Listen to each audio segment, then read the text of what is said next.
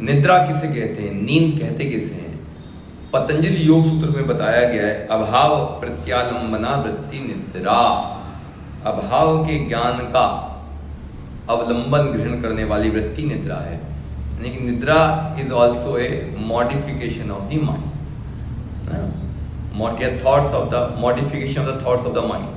मैंने पहले भी बताया, वृत्ति जो है ये थॉट नहीं है, ये विचार नहीं है। विचार का भी बहुत ही अलग सूक्ष्म रूप जहाँ से विचार पैदा होता है वो वृत्ति कही गई है। तो निद्रा भी एक वृत्ति में रखा गया है।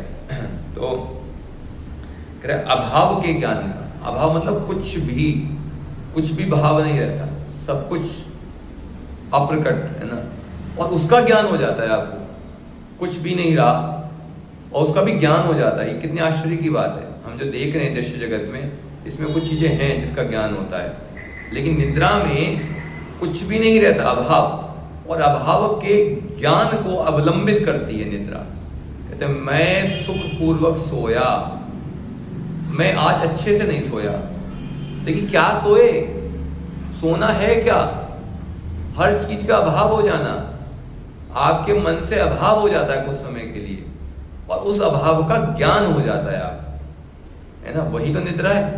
अब तो यार नींद आई, मुझे बहुत अच्छे से नींद आई, कोई पूछे क्या आया नींद में, हुआ क्या, होता कुछ नहीं है नींद में, है ना। स्वप्न अलग है ना, ठीक है। निद्रा ठीक है, दो प्रकार की निद्रा हो सकती है, एक स्वप्न वाली और एक बिना स्वप्न वाली। गाढ़ी निद्रा में स्वप्न नहीं आते हैं, लेकिन फिर भी सो के उठ करके स्मृति रहती है कि हाँ मैं सुखपूर्वक सोया। तो ये स्मृति होना, ये इस बात का प्रमाण है कि निद्रा भी एक प्रकार की क्या है, वृत्ति है, अर्थात अन्यथा उसकी स्मृति नहीं रहती है हमें, है ना, उसकी स्मृति नहीं रहती। और जैसे बताया गया पतंजलि ने कि हर वृत्ति दो प्रकार के, क्लिष्ट अक्लिष्ट, दुख देने वाली और दुख ना देने वाली। तो निद्रा में भी होता है ना, यार अच्छे से नींद नहीं आई, अब बहुत परेशान हो गया हूँ, है ना, क्लिष्ट हो जाता है, कई बार आदमी परेशान हो जाता है सो के उठ के, और कई बार उसको अच्छा लगता है। तो निद्रा भी एक प्रकार की वृत्ति ही है, it is also a modification of the thoughts of the mind. मन के जो विचार हैं, उनके जो मॉडिफिकेशंस हैं, बदलाव जो इनिशियल आते हैं, मन वृत्ति भी वही है ना, ये सब वृत्ति कह रहा हूँ, निद्रा भी वही उनमें से एक वृत्ति है।